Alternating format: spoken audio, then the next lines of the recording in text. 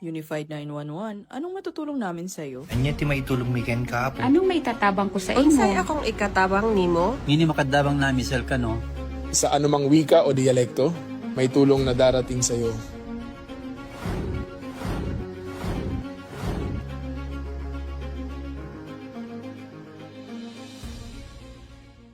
Lilingkod sa bawat Pilipino at magbibigay ng tamang impormasyon para sa tahimik at maayos na Pilipinas. Police News Network, alagad ng batas, tagapagtaguyod ng balitang pulis, sandigan ng mamamayan, patnubay ng katotohanan.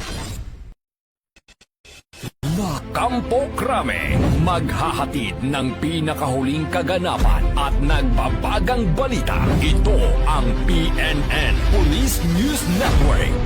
At ngayon, ang inyong mga tagapagbalita. Magandang araw, Bagong Pilipinas. Kami ang inyong tagapag-ugnay, tagataguyod ng Balitang Pulis. At ngayong araw ng Sabado, makakasama natin muli bilang special guest co-host, walang iba kundi si Miss Alexandra Faith Garcia, Miss Aura International Grand Winner. Magandang umaga sa iyo, Miss Faith. Magandang umaga, Sir Eton. Magandang umaga, mga ka-PNN. Huwag po natin kalimutan i-like, i-follow at i-subscribe ang page ng Philippine National Police, Police Community Affairs and Development Group, PKG, Tagapag-ugnay at Police News Network. Kami po ay maghatid sa inyo ng tamang balita, kwento ng pulis at serbisyo para sa mamamayan at ito ang PNP News Online. Ang pangunahing balita ng Police News Network, alagad ng batas, tagataguyod ng Balitang Pulis.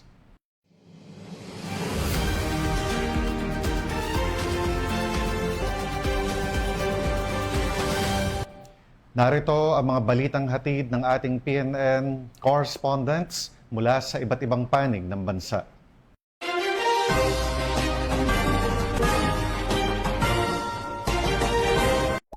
Hinangaan online at naantig ang netizen sa nag-viral na larawan ng isang pulis sa Catanduanes dahil sa kanyang ipinamalas na kabutihang loob. Makikita sa larawan ang pulis na kinilala bilang si Police Corporal Harold Kim P. Paner ng San Andres MPS habang pasan-pasan ng isang senior citizen na isang stroke survivor pauwi sa kanilang tahanan. Kwento ni Police Corporal Paner, nagsasagawa sila ng police presence sa senior citizens cash payout sa Barangay Datag, San Andres nang mapansin niya ang isang matanda na tila nahihirapan sa paglalakad. Kanya itong nilapitan at tinulungan at sa pakiusap ng matanda na samahan siya at ang kanyang may bahay hanggang sa kanilang tirahan ay walang pag-aalinlangan na inihatid sila ni Police Corporal Paner. Dagdag ng pulis, sa kanilang pagbabaybay ay hindi niya inaasahan na baku-bakong daan at ang layo ng bahay ng senior citizen na humigit kumulang 5 kilometro mula sa lugar ng payout. Gayunpaman, buong puso siyang tumugon at pinasan ng matanda upang matiyak ang kanyang kaligtasan. Ang ginawa ko is, kinarga ko na lang po yung matanda at sinakay ko dun sa tricycle. Tapos nung nasakay ko na si tatay sa tricycle, sabi sa akin nung asawa niyang babae, Sir, baka pwedeng ituloy nyo na lang kami o idiretso dun sa bahay namin. So sabi ko naman kay nanay, walang problema. Naglakad kami ng mahaba-haba. Hindi ko na iniisip yung init. Sabi ni tatay, panay ang pasalamat niya sa mga kapulisan. Ang karanasang ito ay nagpapaalala sa akin na ang pagiging pulis ay hindi lamang sa pagpapatupad ng batas. Higit sa lahat, ito ay tungkol sa malasakit, pag-unawa at paglilingkod ng taos-puso sa kapwa. Lubos ang pasasalamat ng matanda sa naging aksyon ng pulis dahil tiniyak nitong makauwi sila ng ligtas at may kagaanan sa kanilang pag-uwi.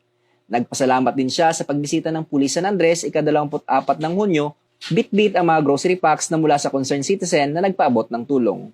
Ang masasabi ko sa kanya, wala na siyang kasing katulad na nagbigay ng tulong sa akin na hindi ko inaakalang darating sa ganitong oras. Hindi ko siya makakalimutan. Kung makikita ko lang siya, yayakapin ko siya, ihahalikan ko pa. Dahil katuwa po sa pagbigay niya ng ganito, hindi ko inaasahan. Tagpod sa inyo, maraming salamat sa inyo. Nagpaabot din ng pagkilala at paghanga ang pamunuan ng CAT-PPO sa pamumuno ni Police Colonel Virgilio Arbuena Naanya patunay na hindi lamang tagapagtanggol ng kapayapaan at seguridad ang kapulisan, pagkus tagahatid din ng tunay na serbisyo at higit na pagkalinga sa bawat mamamayan, lalo na sa mga vulnerable sector. Mula dito sa Catanduanes Police Provincial Office, ako po si Police Corporal Janel Sales, nag-uulat para sa Police News Network. Bagong PNP para sa bagong Pilipinas, serbisyong mabilis, tapat at nararamdaman.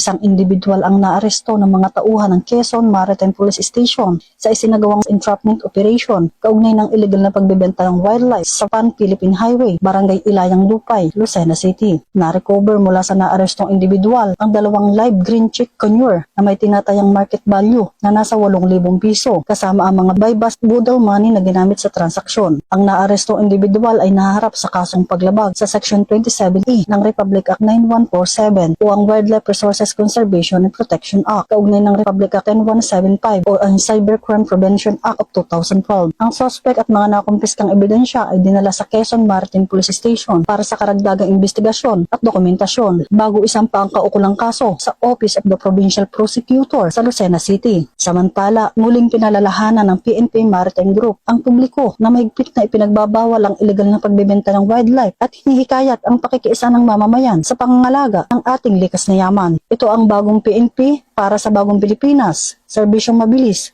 tapat at nararamdaman. Ako ang inyong PNN correspondent, Patrolwoman Jamaica Embelina, nagbabalita para sa Police News Network, alagad ng batas, tagataguyod ng balitang pulis.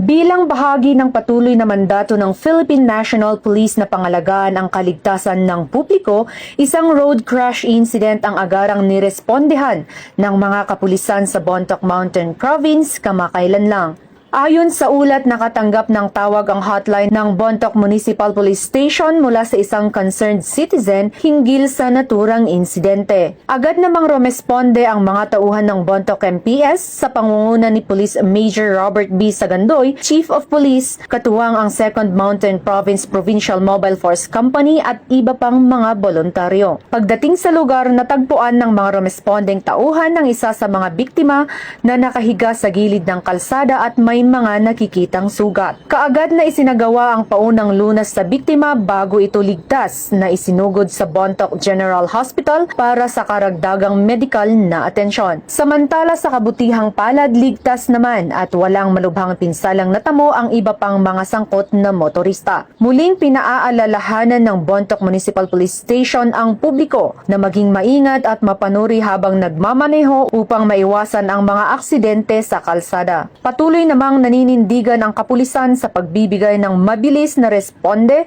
at dekalidad na serbisyo para sa kaligtasan at kapakanan ng bawat mamamayan. Mula dito sa rehiyon ng Cordillera, ako ang inyong PNN correspondent, Patrolwoman Lizel Digman, alagad ng batas, tagataguyod ng balitang pulis.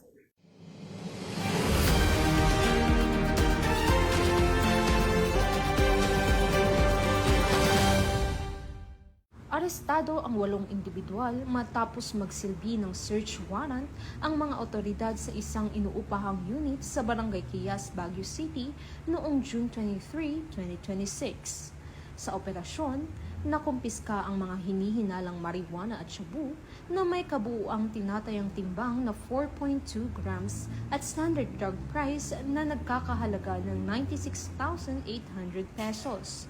Ayon sa ulat, nadatnan ng mga operatiba ang mga sospek sa loob ng lugar nang ipatupad ang search warrant. Isa sa kanila ang nagtamo ng sugat matapos umanong tumalon mula sa bintana, ngunit agad namang naisugod sa ospital upang mabigyan ng kaukulang medikal na atensyon. Bukod sa mga hinihinalang iligal na droga, nakarecover din ang mga otoridad ng iba't ibang kagamitan at iba pang ebidensyang pinaniniwalaang may kaugnay sa kaso. Patuloy namang isinasailalim sa pagsusuri ang mga nakumpiskang ebidensya bilang bahagi ng isinasagawang investigasyon. Samantala, naharap ang mga naarestong individual sa mga kasong paglabag sa Republic Act 9165 o Comprehensive Dangerous Drugs Act of 2002. Tinitiyak naman ng Baguio City Police Office ang patuloy na pagpapatupad ng mga operasyon laban sa iligal na droga bilang bahagi ng kanilang layunin na mapanatili ang kaligtasan at kaayusan sa komunidad. Mula dito sa Baguio City Police Office, ako ang inyong PNN correspondent, Patrolwoman Jade Agustin, alagad ng batas, tagataguyod ng Balitang Pulis.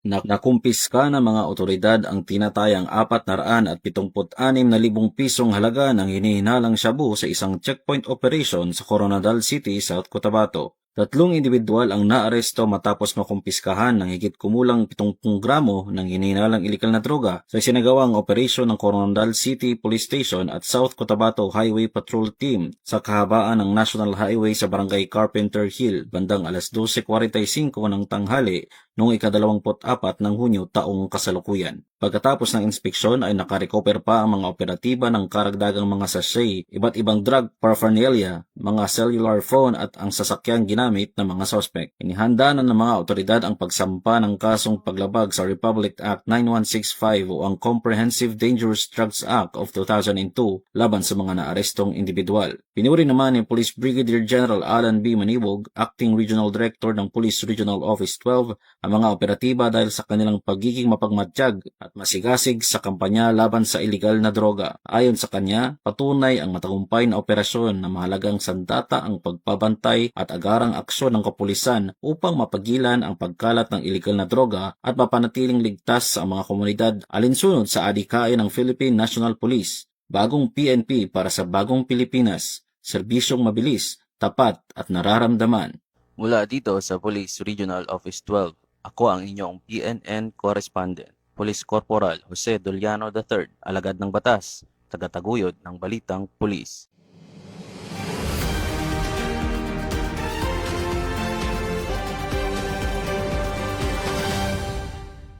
At yan ang mga balitang nakalap ng ating PNN correspondents mula Luzon, Visayas at Mindanao.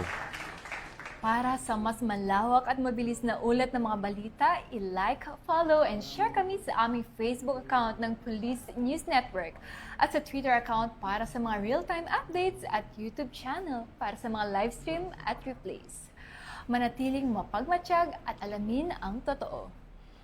Sa ngalan ng pamunuan ng Philippine National Police, sa pangunguna ni Chief PNP, Police General Jose Melencio Nartates Jr., at sa pamumuno ni President Ferdinand Bongbong Marcos Jr., kami ay maglilingkod sa bawat Pilipino at magbibigay ng tama at balanseng balita. At bago po tayo magtapos, muling nagpapaalala ang pambansang pulisya kaugnay sa nalalapit na parliamentary election sa Bangsamoro Autonomous Region in Muslim Mindanao. Pinapaalalahanan po ng Philippine National Police ang publiko na manatiling mapanuri at maging mapagmatyag laban sa paglaganap ng fake news, misinformation at disinformation sa iba't ibang online platforms. Labanan ang fake news sa BARM. Ugaliing mag-fact check at magbahagi lamang ng tama at beripikado at mapagkakatiwalang impormasyon upang mapanatili ang kapayapaan, kaayusan at pagkakaisa sa komunidad. Maraming salamat Ms. Faith sa muling pagpapaunlak bilang special guest co-host sa PNN sa ating programang ito. Yes. Maraming salamat Sir Eton at maraming salamat sa ating mga ka-PNN. Pinapasalamatan at binabati ko rin po sila Chief PNP Police General Jose Melencio Nartates Jr., Police Major General Roderick Augustus Alba, the Director for Police Community Relations, at PKG Command Group na pinapamunuan ni Police Brigadier General Vina Habana Guzman, Police Colonel Joel Serrano, Police Colonel Adonis Guzman, Police Colonel Joel Ada, sa lahat ng personnel ng Police Community Affairs and Development Group, at sa lahat ng magigiting na pulis sa buong bansa. Maraming salamat sa inyong serbisyo para sa isang ligtas na pamayanan. Mula rito sa tanggapan ng tagapag-ugnay ng Pambansang Pulisya, kami ang inyong mga tagapag-ugnay, tagataguyod ng Balitang Pulis. Ako po sa NUP, Loreto Bonifacio Concepcion. At Miss Alexandra Faith Garcia, Miss Aura International 2021 Grand Winner. Maghahatid ng tamang balita, kwento ng pulis at serbisyo para sa mamamayan. At ito ang PNP News Online. Ang pangunahing balita ng Police News Network.